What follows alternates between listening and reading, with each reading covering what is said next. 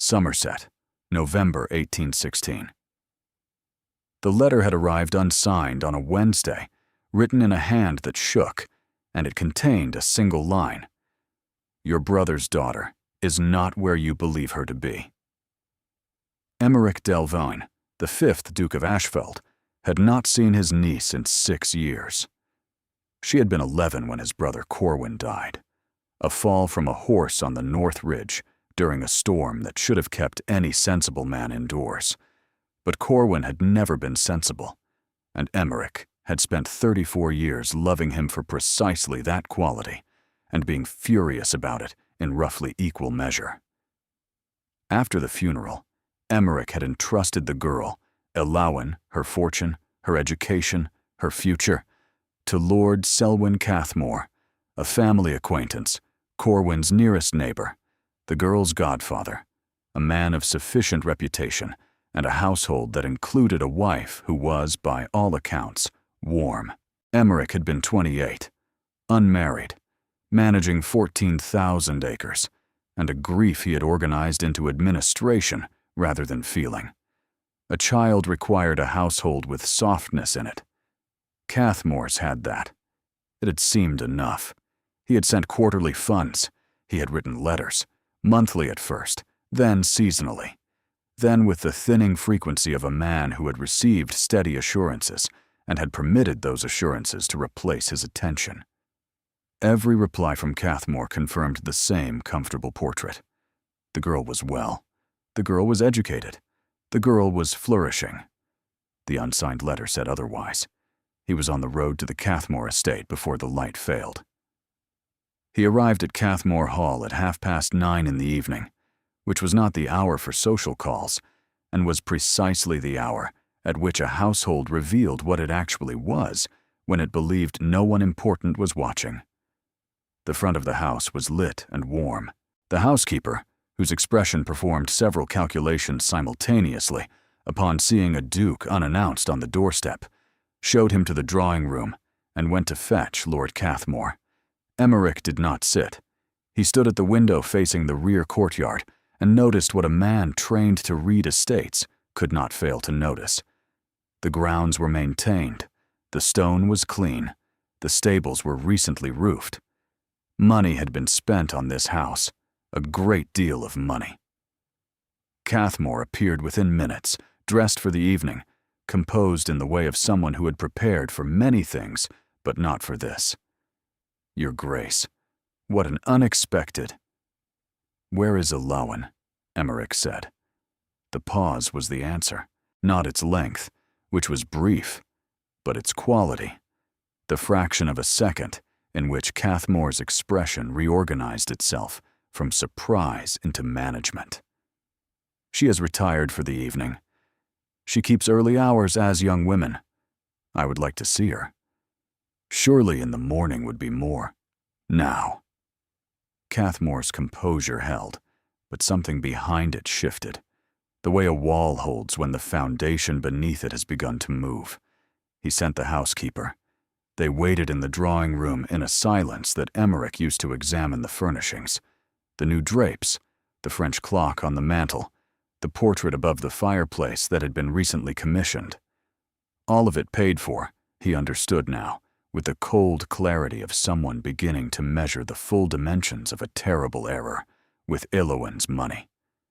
The housekeeper returned alone. She addressed the carpet rather than either man. "Miss Delvane is not in her room, my lord." "Then where is she?" Emmerich said. Another pause. This one was longer and worse. He found her in the kitchen. Not the main kitchen, the scullery beyond it, the stone-floored room where the washing was done, and the scraps from the evening meal were collected before being taken out to the yard. She was sitting on a stool beside the basin, in a dress that had been good once and had been repaired so many times.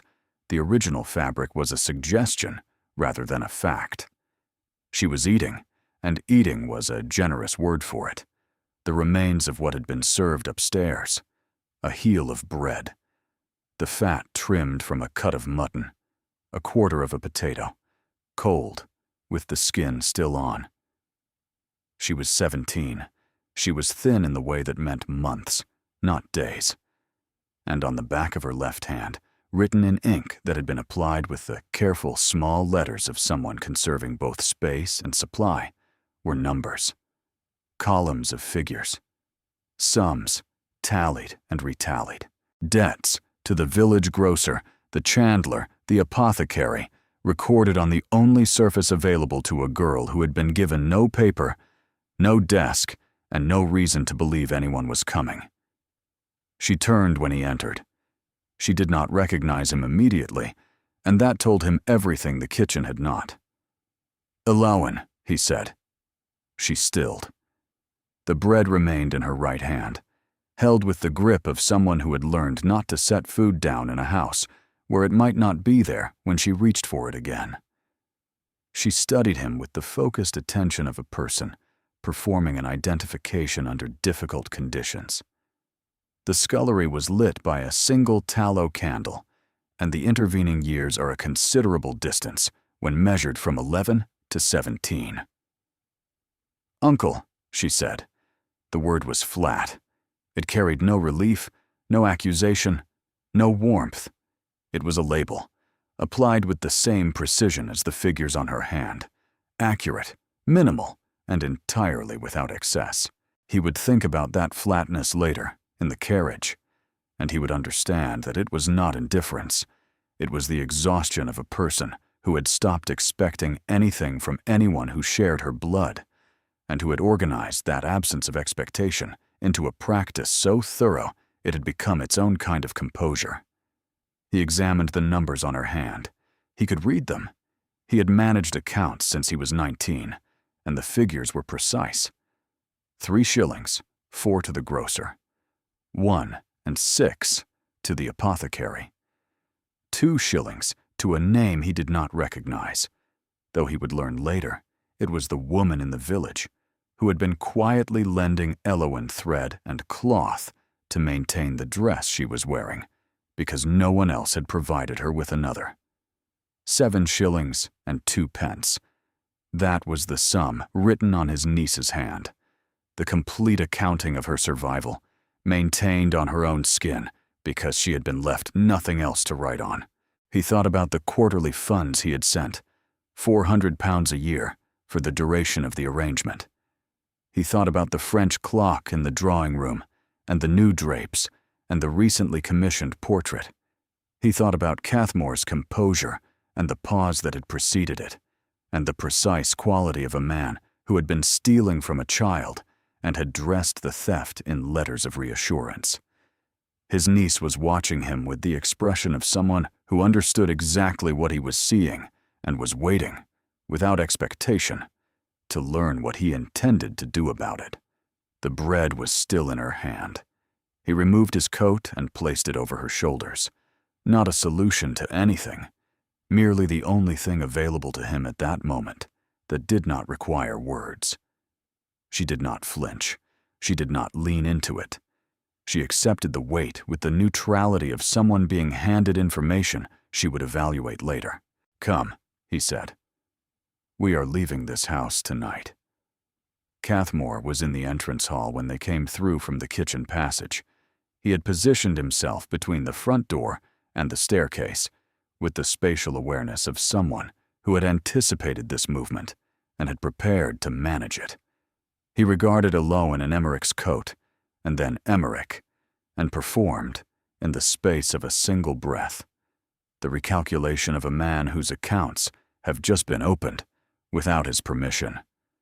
"Your Grace, I understand this must appear." "It appears," Emmerich said, "precisely as it is. The girl has been well provided for. If she has chosen to. Chosen." Emmerich repeated the word, as though examining it for structural defects. He found several. "She is 17 years old, Cathmore. She is eating kitchen scraps in your scullery.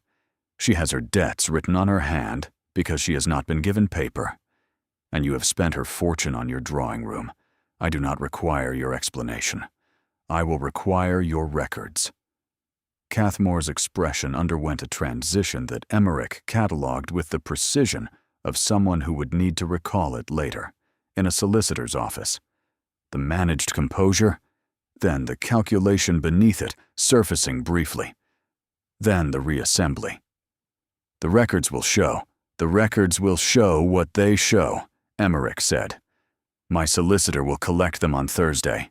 If anything is missing, the matter becomes criminal rather than civil, and I will not be the one choosing between the two. He walked Eloan to the carriage. She moved beside him with the measured pace of someone long accustomed to conserving energy in all things, including walking. She climbed in without assistance. He noted this, and settled against the seat with his coat still around her shoulders, and turned toward the window to watch the house she was leaving, with the expression of someone who had imagined this departure many times and had stopped believing it would arrive. The carriage moved. The Cathmore gates closed behind them. The Somerset dark was absolute. "Where are we going?" she said. It was the first question she had asked. "Ashfield," he said. "It is your family's house. It should have been yours all along." She turned her hand over in the dark. The numbers were still there. They arrived at Ashfield Hall past midnight, which meant the household was asleep, which meant Mrs. Fenmore, the housekeeper, was woken by the sound of the carriage on the gravel and appeared at the front door in her housecoat. A woman who had served 3 dukes and considered all hours reasonable if the occasion warranted them. "Mrs. Fenmore," Emmerich said, "this is my niece. She requires a room, a meal, and clothes that have not been repaired 9 times. In that order."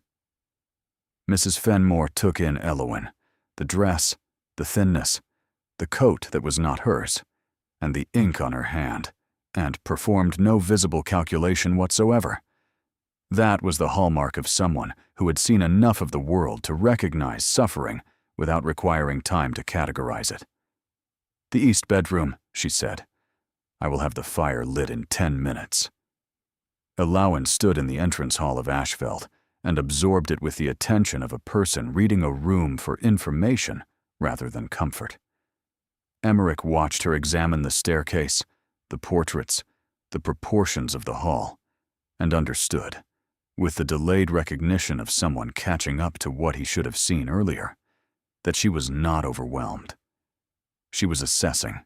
She had been surviving in a household that had stripped her of everything except her capacity to observe, and that capacity had sharpened rather than diminished.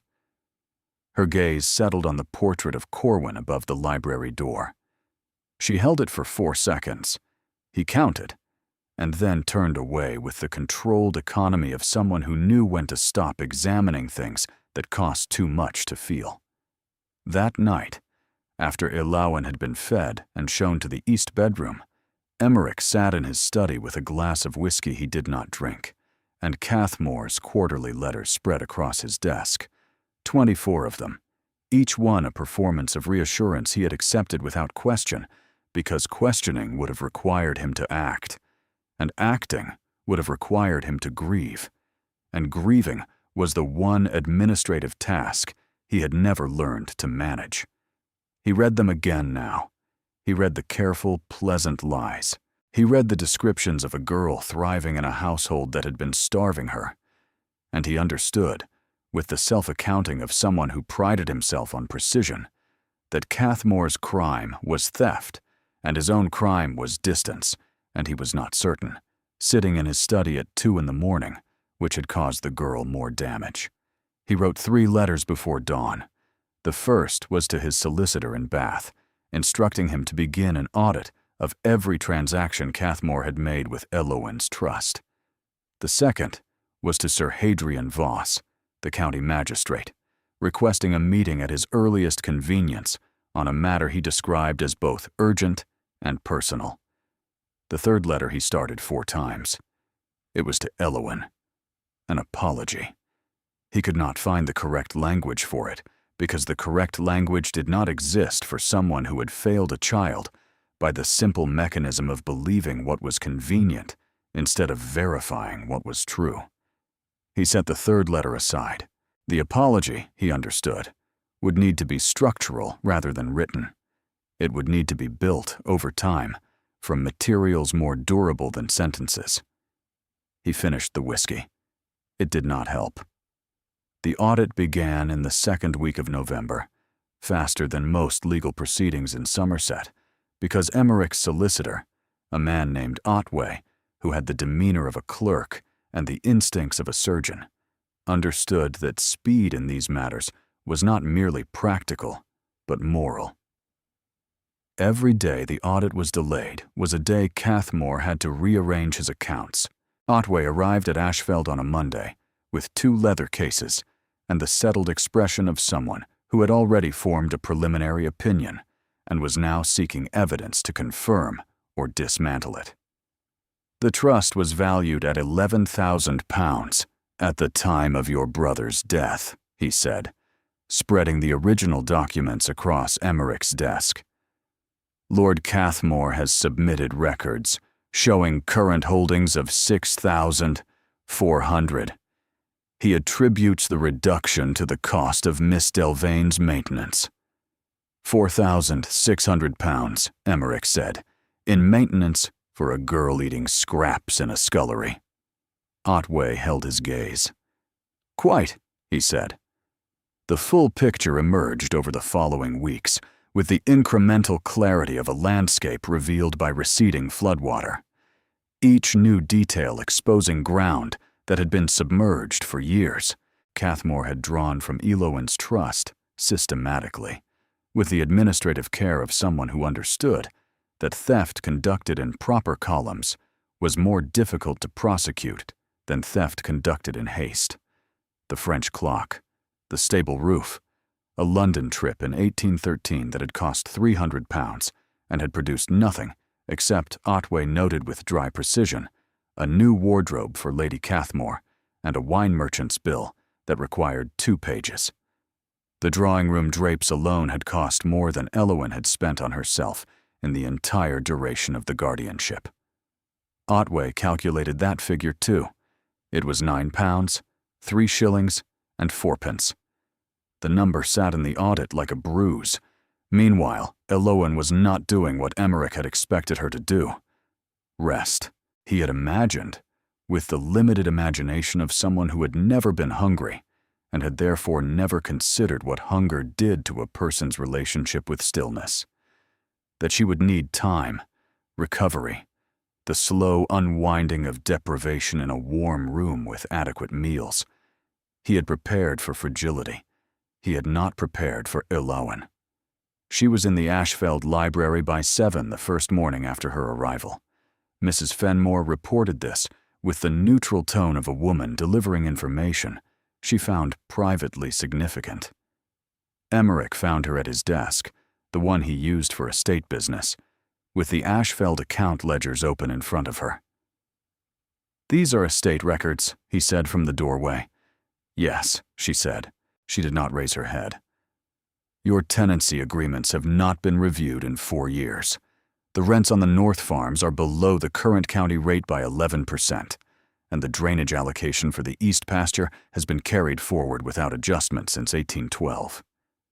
He stood in the doorway of his own library and considered his 17-year-old niece, who had been eating mutton scraps in a scullery 48 hours ago, and who was now auditing his estate with the focused competence of someone who had been doing accounts on the back of her own hand because no one had given her a ledger. "How do you know the county rate?" he asked. "Your steward's correspondence is filed in the 3rd drawer," she said. "He receives the quarterly assessment from the Somerset Agricultural Board. I read it this morning." She was still wearing the dress Mrs. Fenmore had found for her, too large at the shoulders, pinned at the waist, and her hair was tied back with a piece of kitchen string because she had not yet acquired ribbons, and on the back of her left hand, the debts from Cathmore's house were still faintly visible beneath a new layer of ink. Notes she had made while reading his accounts. The hand had not changed. What was written on it had. He said nothing about the tenancy agreements. He left the library and instructed Mrs. Fenmore to provide Eloin with paper, ink, a proper writing case, and anything else she required. And Mrs. Fenmore said, "I have already done so, Your Grace." She asked for them at 6:30. Cathmore's response arrived in the 3rd week of November, delivered not through solicitors, but through society, the channel he understood best and the one in which Emmerich was least comfortable. The county had learned, with the velocity that information traveled in a place where everyone's business was conducted within 15 miles of everyone else's business, that the Duke of Ashfeld had removed his niece from the Cathmore household and was pursuing a financial audit. The county had formed opinions, the opinions divided along lines that Emmerich found instructive. Those who knew Cathmore socially, and he was a man who had spent 30 years making himself socially essential, expressed surprise, concern, and the cautious neutrality of people unwilling to choose sides until the outcome was determined. Those who knew Cathmore financially, a smaller group with sharper information, said very little, and their silence was its own kind of statement. Lady Thessaly Bromwick was the first to call at Ashfeld. She arrived on a Tuesday afternoon with the energy of a woman who had been composing her opening remarks since she heard the news and had refined them during the carriage ride into something she considered both diplomatic and direct. Lady Bromwick was 53, widowed, wealthy in her own right, and had occupied the position of Somerset's most informed private citizen for so long that the county had stopped questioning whether her information was accurate and had begun simply acting on it. "I have come," she said, settling into the drawing-room chair with the economy of someone who did not intend to waste time on pleasantries, "to see the girl." "She isn't an exhibition," Emmerich said. "No," Lady Bromwick replied. "She is your niece. She has been removed from a household under scandalous circumstances, and every drawing-room in the county is presently constructing a version of her that may or may not resemble the actual person. I would prefer to work from primary sources." Emmerich regarded her for a moment. Lady Bromwick had been his mother's closest friend. She had attended Corwin's funeral. She had written to Emmerich afterward, a letter he had kept, that said simply, "The girl will need more than arrangements. She will need attention. The two are not the same thing." He had read that letter. He had not acted on it. He was aware that Lady Bromwick remembered this. "She is in the library," he said. Lady Bromwick found Elowen at the desk, with the account ledgers and the writing case, and a cup of tea that had gone cold an hour ago. Cold tea, meaning deep concentration rather than neglect, as Lady Bromwick understood immediately. She observed Elowen for a full 30 seconds before speaking, which was unusual for her, and which Elowen noticed. "You are assessing me," Elowen said without raising her head. "I am," Lady Bromwick said, "and you are auditing an estate that does not belong to you." "It belongs to my uncle. My uncle failed to review his tenancy agreements for 4 years. Someone should." Lady Bromwick surveyed the ledgers. She noticed Elowen's hand, where old ink and new ink occupied the same surface in different languages: debt and analysis, survival and work. She took in the dress that did not fit, and the string in the hair, and the posture that belonged to someone who had been sitting at desks her entire life, even when the desk was a kitchen stool and the ledger was her own skin. "How long were you at Cathmore's?" Lady Bromwick asked. "The full duration of the guardianship. And in that time, did anyone from this county visit you, inquire after you, or verify your circumstances?" "Lady Cathmore was kind," Elowen said. "She died in 1814. After that, no. No one verified anything, including my uncle." The sentence landed in the room with the weight of something that had been carried for a long time and set down without ceremony. Lady Bromwick received it without flinching. "Your uncle," she said carefully, "is attempting to correct a failure he is only now understanding." Elowen set down the pen. She met Lady Bromwick's gaze with the direct, level focus of someone who had spent years being managed by adults who believed themselves invisible and who had long since developed a comprehensive ability to see through every variety of well-intentioned positioning. "I am aware of what my uncle is attempting," she said. "I have been aware of it since the carriage. He is converting guilt into administration, which is, I understand, the Delvain method of processing emotion." She paused. "I do not object to the administration. The administration is useful. I object to the assumption that it is sufficient." Lady Bromwick was quiet for a moment. Then she did something she had not done in a private drawing room in 11 years. She laughed. Not the social laugh, the polished one, but the real one. The sound of a woman encountering something genuinely unexpected and finding it genuinely delightful. "You are Corwin's daughter," she said. "I am told this frequently," Elowen said, "usually by people who did not help me when it would have mattered." The laughter stopped. Lady Bromwick regarded her with the recalibrated attention of someone who had come to assess a girl and had found instead a person whose assessments were considerably ahead of her own. "I deserved that," Lady Bromwick said. "Yes," Elowen said. She picked up the pen. "Would you like tea? Mine has gone cold, but I can ring for Mrs. Fenmore. She has been bringing it hourly, which I believe is her method of verifying that I am still here." Lady Bromwick accepted the tea. She stayed for 2 hours.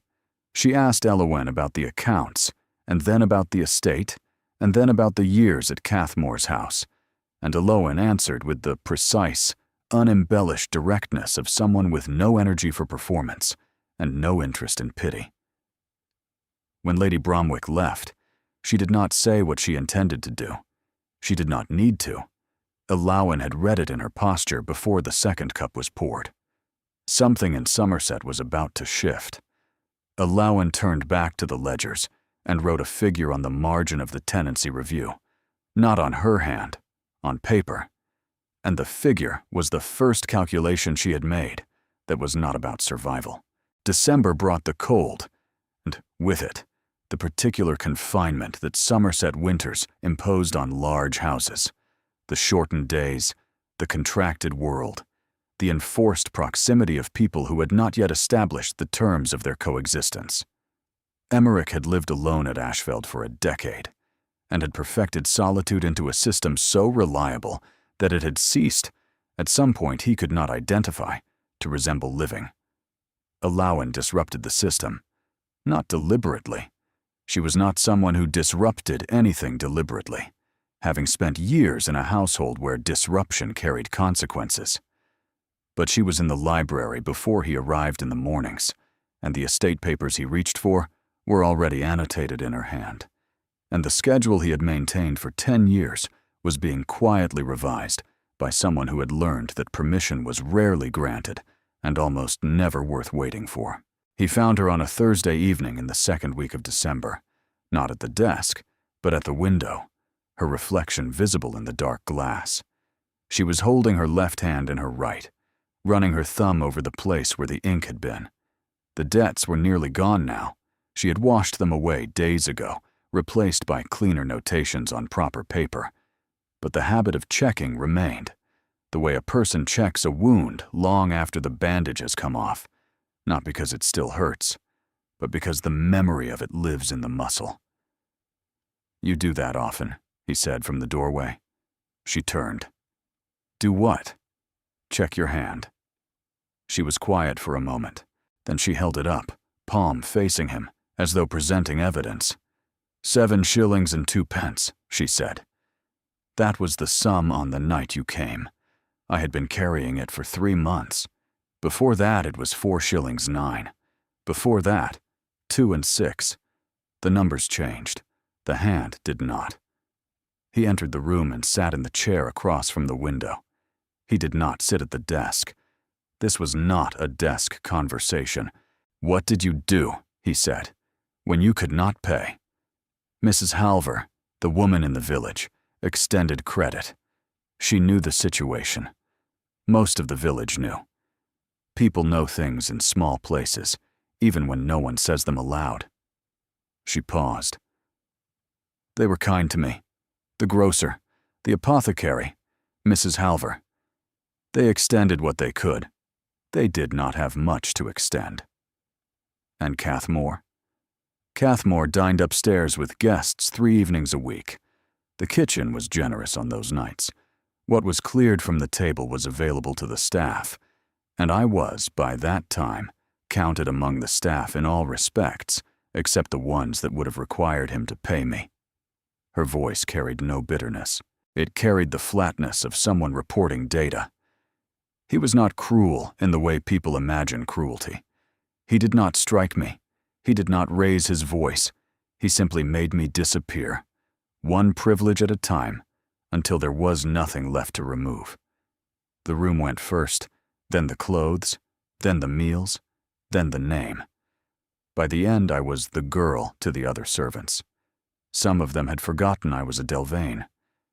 Emmerich sat with this.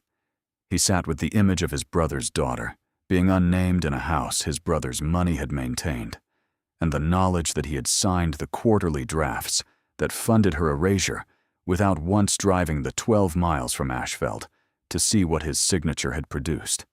I should have come, he said. Yes.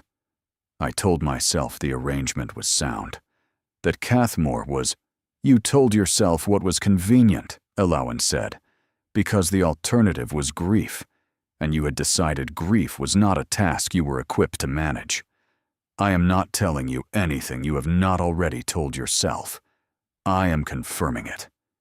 He absorbed this. He absorbed the precision of it, the absence of mercy in it, and the fact that she had offered it, without raising her voice, the way her father would have. Corwin, who could dismantle a man's position with 2 sentences and a silence, and who had clearly, despite everything Cathmore had failed to provide, managed to pass that quality to his daughter before he died. "What do you need from me?" he asked. She considered the question, not the automatic deflection of someone unaccustomed to being asked, but the genuine consideration of someone deciding what the honest answer was. "Time," she said. "Not forgiveness. I am not ready for that. And offering it before I mean it would be dishonest. And I have had enough dishonesty to last several lifetimes." She paused. Time, and the library, and the freedom to be useful.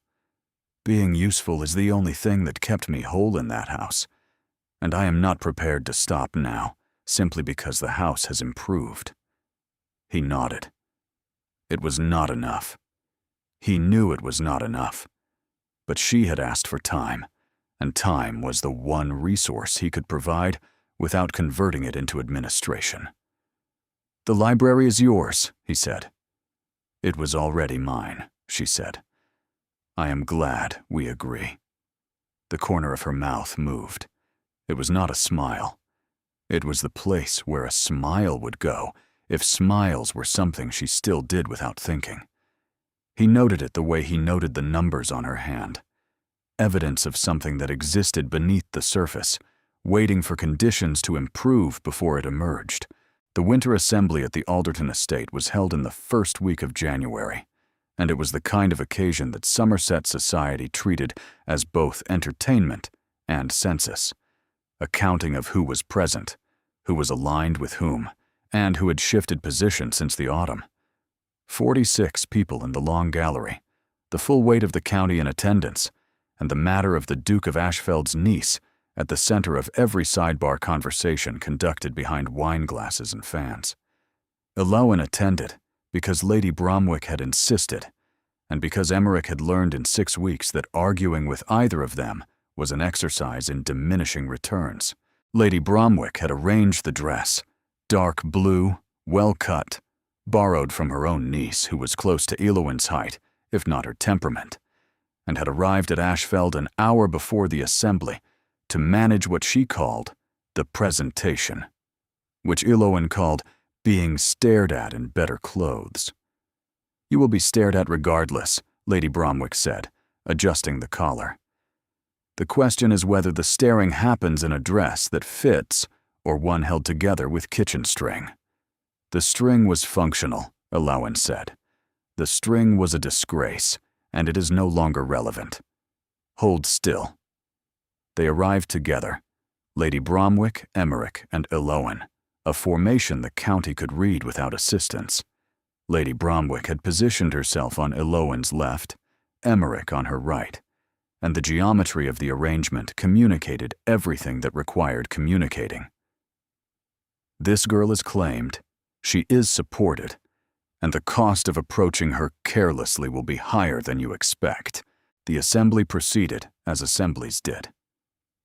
Elowen moved through it with the quiet watchfulness of someone who had been reading rooms since long before she had been welcome in them. She spoke to the Aldertons about the estate.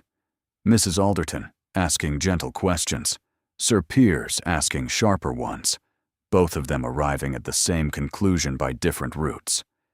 She spoke to two women her own age, who were curious and cautious, and had clearly been instructed by their mothers to form an opinion and report back.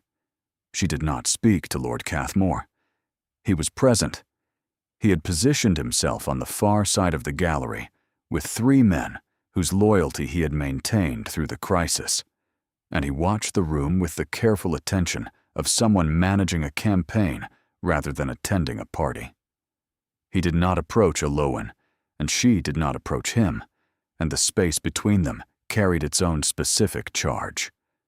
It was Cathmore's ally who struck, a man named Aldous Wren, a baronet with a modest estate and an immodest opinion of his own importance, who had attached himself to Cathmore 15 years ago and had confused proximity to influence with influence itself. Wren had been circulating for 20 minutes, building to his moment. Elowen had tracked him the way she tracked numbers, with automatic precision, and he arrived at her left side during a pause in her conversation with Sir Piers. "Miss Delvain," Wren said, with the tone of someone performing charm for an audience. 6 people were within comfortable hearing. He had chosen his position. Ashfeld Hall must be quite an adjustment. One hopes the accommodations are an improvement on your previous situation, though of course Lord Cathmore's household was always considered very fine. The sentence did the work it was designed to do. The implication was precise, that Elowen's account of Cathmore's house was exaggerated, that her current position was charity rather than right, and that the room should calibrate its sympathy accordingly. Elowen held his gaze. She held it for 3 full seconds, 1 second longer than the social register required, and 2 seconds longer than Wren had expected. She felt Emmerich shift beside her, a movement she recognized as the precursor to intervention, the weight transfer of someone preparing to speak on her behalf. She spoke first. "Sir Aldous," she said, in the voice she had developed over the years at Cathmore's, not loud, not sharp, but so precisely calibrated that the 6 people nearby stopped their own conversations to hear it. Lord Cathmore's household was indeed considered very fine. The drawing-room drapes alone cost more than I spent on food and clothing in the entire duration of my guardianship. I know this because I have seen the accounts. She paused. The exact figure, if you are interested, is £9, 3 shillings, and 4 pence. That was my cost. Over the full period, I kept a record. For a time, I kept it on my hand, because paper was among the things not provided. She held up her left hand. The ink was gone. The hand was clean. But the gesture carried the ghost of what had been written there, and every person within hearing understood what they were seeing. Not a girl performing victimhood, but a woman presenting evidence with the precision of an auditor and the composure of someone who had survived worse than a baronet's insinuation and had emerged with her accounting intact. Wren's expression underwent a recalculation. You merely repeated an impression Lord Cathmore has been cultivating," Elowen said. "I do not blame you for the repetition. I blame the source. But I would suggest, Sir Aldous, that before defending a man's household, you verify whether the household in question contained anything worth defending." The silence that followed had the quality of a room recalibrating. Emmerich, beside her, had not spoken. He had been about to. She had felt the breath, the beginning of the sentence. And he had stopped, not because she did not need his intervention, though she did not, but because he had recognized, in the fraction of a second before his voice engaged, that she was handling the room better than he would have, and that the most useful thing he could do was stand beside her and let his presence confirm what her words were already establishing. Lady Bromwick, across the gallery, watched the entire exchange with the expression of someone receiving confirmation of an investment she had made weeks ago.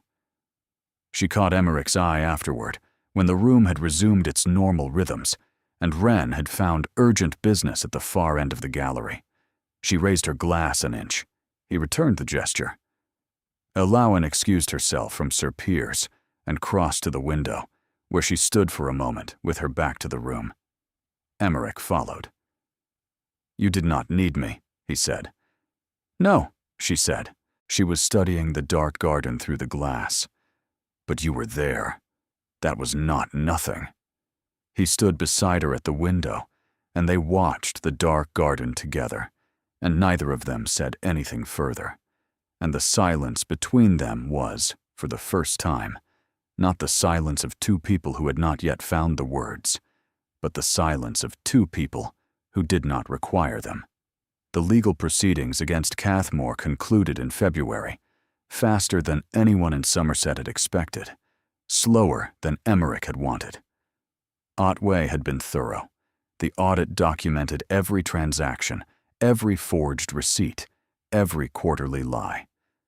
The magistrate, Sir Hadrian Voss, reviewed the evidence across 3 sessions and delivered his ruling with the brevity of a man who found the case unambiguous. Full restitution of the misappropriated funds, plus costs, plus a formal censure that would follow Cathmore through every financial and social interaction for the remainder of his career. Cathmore paid. He had no choice.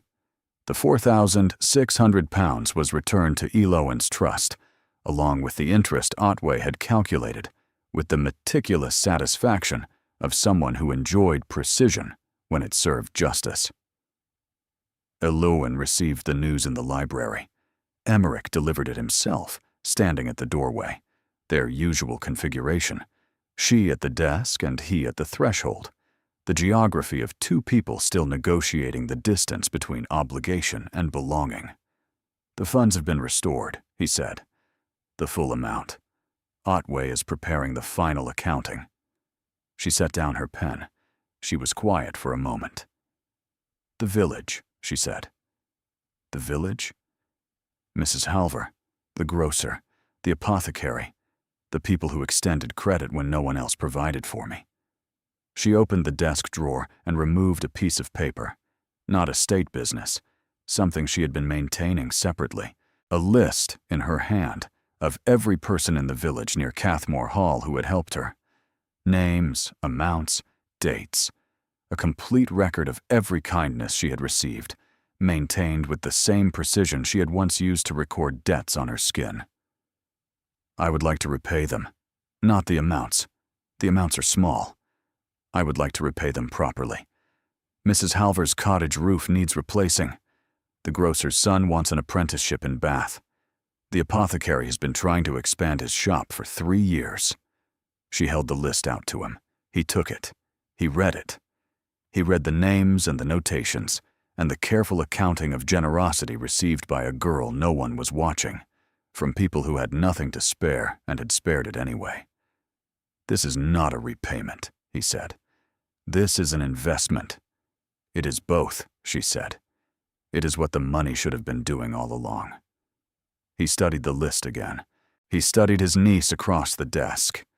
This person who had been eating scraps 4 months ago and was now directing the redistribution of her restored fortune with the strategic clarity of someone who understood that money was not a thing you held, but a thing you aimed. "I will have Otway arrange it," he said. "I will arrange it myself," she said. "Otway can manage the transfers. But I will go to the village. I will deliver it in person. They did not help me through a solicitor. I will not thank them through one. She traveled to Cathmore's village on a Tuesday in the last week of February in the Ashfeld carriage, in the dark blue dress Lady Bromwick had given her, with a leather case of documents on the seat beside her, and on her hand, because she had written them there that morning, deliberately, one final time, were numbers, not debts, amounts. The roof repair for Mrs. Halver, the apprenticeship fee for the grocer's son, the expansion cost for the apothecary, written on her skin in the same careful hand, in the same ink, but the language had changed entirely. She spent the day in the village. She sat in Mrs. Halver's kitchen and drank tea from a chipped cup and told her about the roof, and Mrs. Halver cried, and Elowen did not cry, but she held Mrs. Halver's hand, her left hand, the one with the figures, and neither of them said anything about the ink, and everything about it was understood. She returned to Ashfeld that evening with an empty leather case and a clean hand. She had washed the ink off at Mrs. Halver's kitchen basin, the same kind of basin where, in a different kitchen, she had once sat and eaten scraps. She had washed it off deliberately, completely, the way a person closes a ledger when the accounts are settled. Mrs. Fenmore met her at the door. "Your uncle is in the library," she said. "Of course he is," Elowen said. She found him not at the desk, but in the chair by the fire, unusual enough, and with a glass of whiskey he was actually drinking, an occurrence without precedent. He had a letter in his hand, not a state business, something personal, written in a hand she did not recognize. "What is that?" she said. He turned the letter over. "Your father's last correspondence to me, written 3 days before the accident. I have been carrying it in the desk drawer since he died.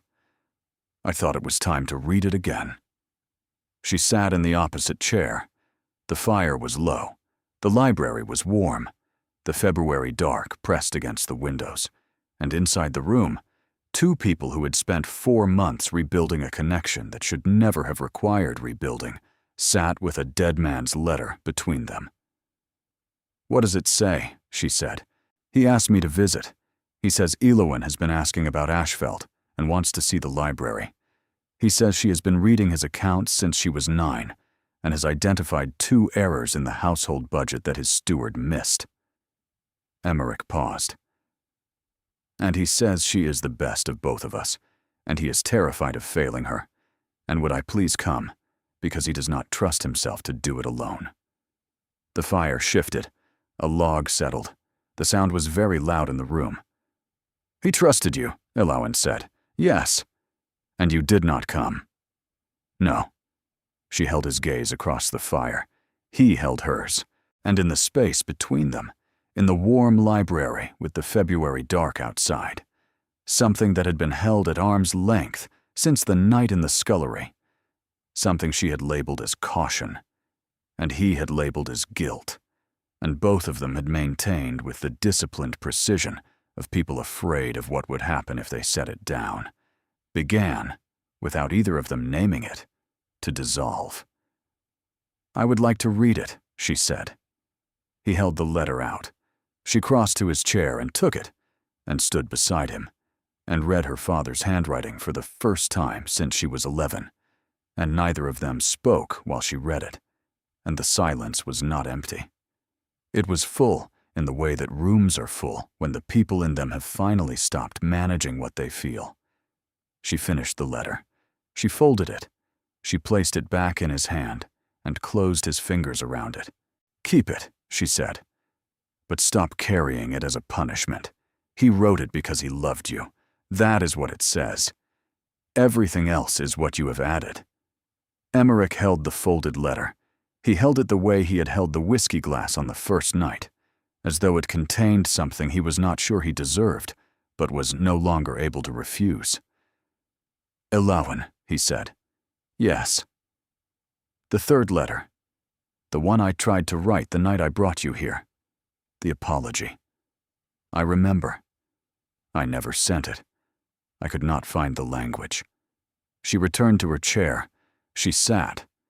She considered him across the fire with the direct, unhurried attention she brought to everything that mattered. You did not need to find the language, she said. You needed to find me. You did that. The rest has been, she paused, searching for the word with the same precision she brought to figures. Sufficient. It has been sufficient. Sufficient, he repeated. It is not a small word, she said. I spent years in a house where nothing was sufficient. Food was not sufficient. Warmth was not sufficient. Attention was not sufficient. Being acknowledged as a person with a name was not sufficient. She met his eyes. Sufficient, when you have known its absence, is not a lesser thing.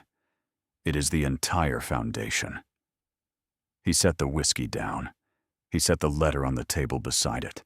He sat in the chair in his own library and received, for the first time since the night of the scullery, the pardon he had not asked for, offered by the person he had failed, in language so precise it could not be mistaken for anything less than what it was. Thank you, he said. You are welcome, she said. Now, the spring tenancy reviews are due in 3 weeks, and your steward has not begun the assessments. I have drafted a revised schedule. Would you like to see it? He almost smiled. The almost was the entire distance between the man who had sat in this study 4 months ago with a glass of whiskey and 24 lies, and the man who was sitting here now, being handed a tenancy schedule by a girl whose survival he had failed and whose competence he had not earned the right to admire, but admired entirely. Show me, he said. She retrieved the papers from the desk. She sat back down. She began to walk him through the revisions, and he listened, and the fire burned low, and the February night continued outside, and inside the library, the two of them worked on the estate together, as Corwin had once imagined they would, in a letter that had arrived 3 days too late and 6 years too early, and was only now, in this room, being answered. Spring came to Somerset, the way it came to counties that had been waiting for it, gradually, then all at once, until the hedgerows were white with blossom, and the fields were running green, and the county emerged from its winter houses with the accumulated energy of months indoors, and found itself, as it always did, ready to assess what had changed. What had changed was Elowen. The tenancy reviews were completed by mid-March, 3 weeks ahead of the previous year's schedule, and the results were discussed at every table in the county that discussed such things, which in Somerset was all of them. She had renegotiated 4 agreements, restructured the drainage assessment for the east pasture, and identified a boundary error in the North Farm survey that had been costing the estate £40 a year for a decade. The steward, a man named Brannock, who had served Ashfeld for 15 years, reported these developments to Emmerich with the carefully measured tone of someone who was simultaneously impressed and unsettled by the speed at which his professional territory was being reorganized. She is thorough, Brannock said. She is correct, Emmerich said. Those are not the same thing. But in this case, they happen to coincide. Lady Bromwick hosted the spring luncheon at her estate in the 2nd week of April, the first social occasion of the season at which Elowen appeared not as a curiosity, but as a fixture. She wore a dress that was her own, the first purchased with her own money from her restored trust. Dark green, well cut, chosen with the deliberate attention of someone who understood that clothes, like numbers, communicated information. Emmerich watched her navigate the room with the practiced ease of someone who had been reading social spaces since she was old enough to understand they could be read, and who was now, for the first time, reading one that was reading her back with approval rather than suspicion. Lady Bromwick materialized beside him in the way she materialized beside everyone, without warning and with complete intention. "She has your brother's mind," Lady Bromwick said, "and your composure. The combination is, I will confess, slightly terrifying." "She reorganized my library last week," Emmerich said. "By subject, then by date of acquisition, then by frequency of reference. She created an index. The index has an index. She is going to run this county," Lady Bromwick said. Emmerich observed his niece across the room. She was explaining the boundary error to Sir Piers, who was listening with the expression of a man receiving information he had not expected to find valuable, and was finding extremely valuable. "She is going to run this county," Lady Bromwick said. "She is going to run considerably more than this county," he said. "You are proud of her." "I have no right to be proud of her. Everything she is, she built without me." He paused. "And yet..."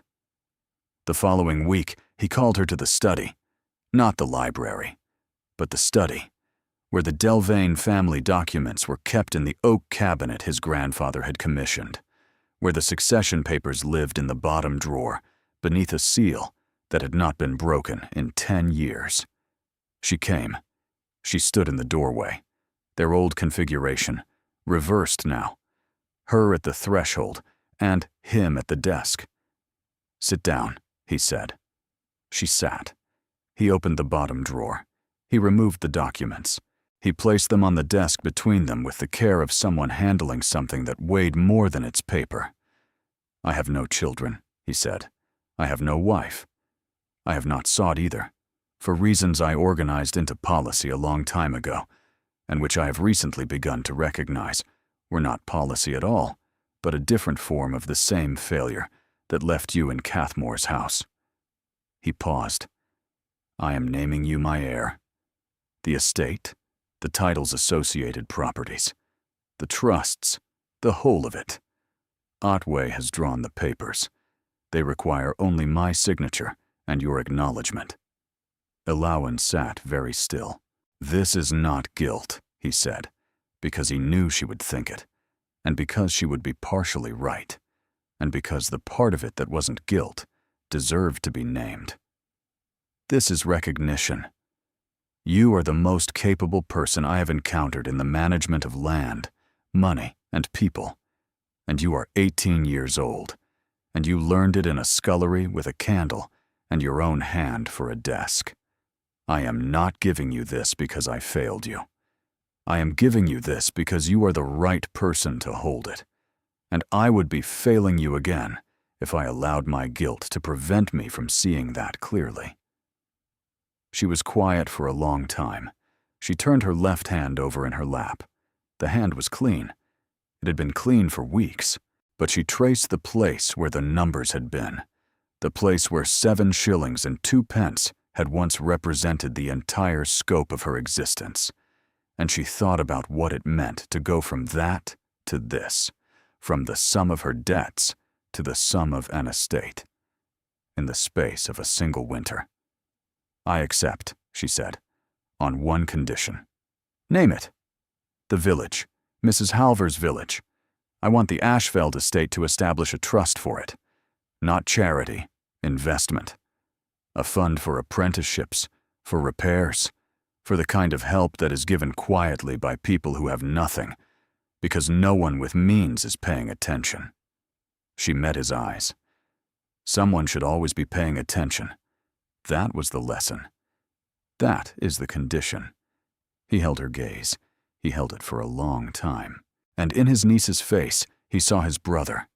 Not the recklessness, not the wild rides in storms, but the other thing, the thing underneath, the fierce, impractical insistence that people mattered more than systems, and that any system that forgot this deserved to be dismantled by someone who remembered.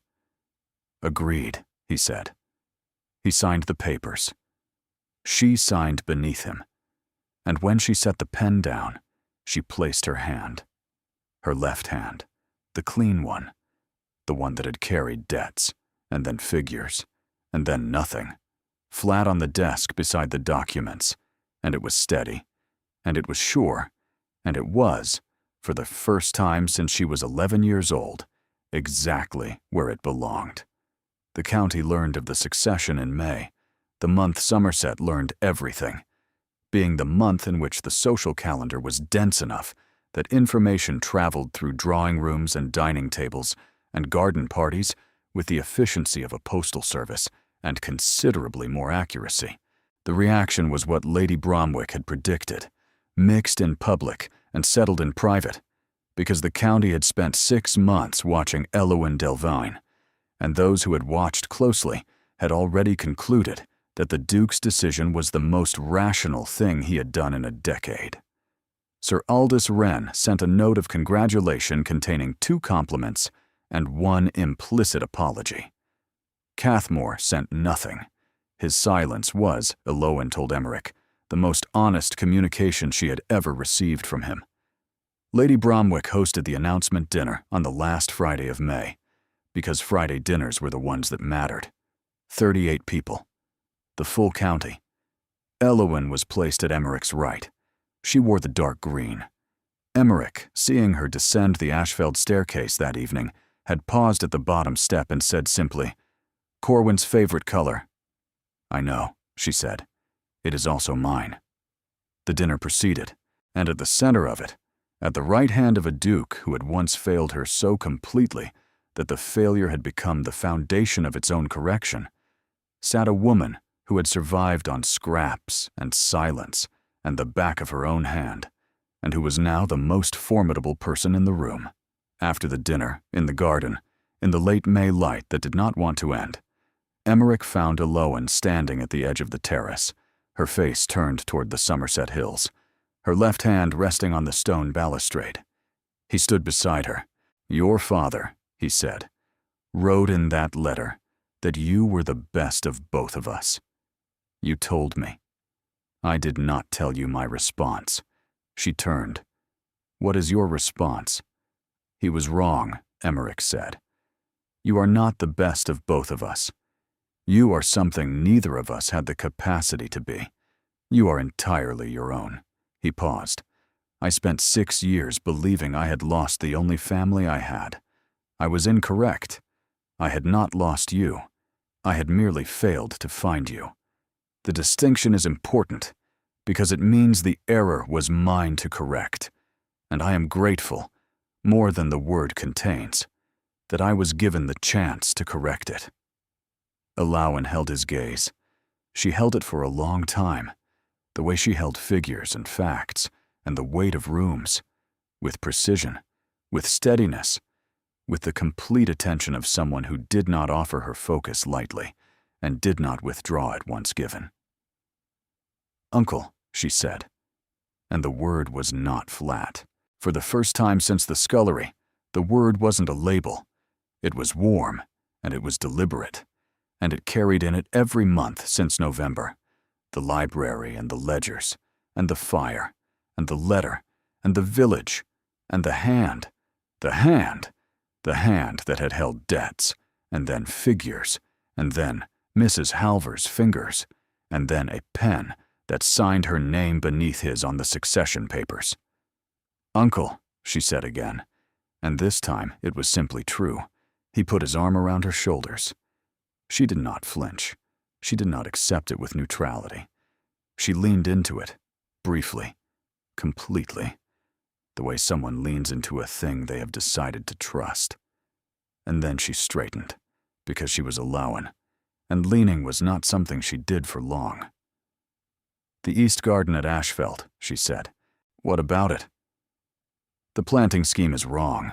The roses are in the south beds, and the south beds receive too much afternoon sun for the varieties you have. I have drafted a revised layout. I would like to discuss it tomorrow morning." He almost laughed.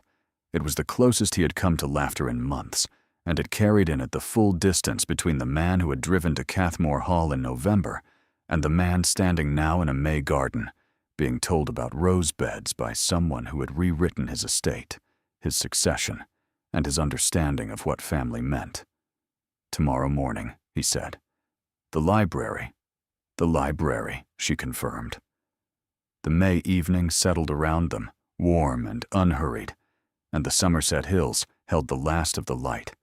And somewhere in a village 12 miles south, Mrs. Deeds, Halver's new roof was finished, and a grocer's son was packing for Bath, and an apothecary was measuring the dimensions of his expanded shop, and none of them were thinking about the girl who had once stood in their doorways with debts on her hand, and no reason to believe the world would improve. But the world had improved, not because someone had rescued her. She had never been rescued. She had been recovered, and the difference was everything. But because she had maintained, through all of it, the one thing no one had thought to take from her: the habit of writing things down, of keeping accounts, of tracking what was owed and what was given, until the day arrived when the accounts balanced, and the hand was clean, and the numbers, all of them, every figure she had ever carried, were no longer debts at all, but the precise and unassailable record of a woman who knew exactly what she was worth.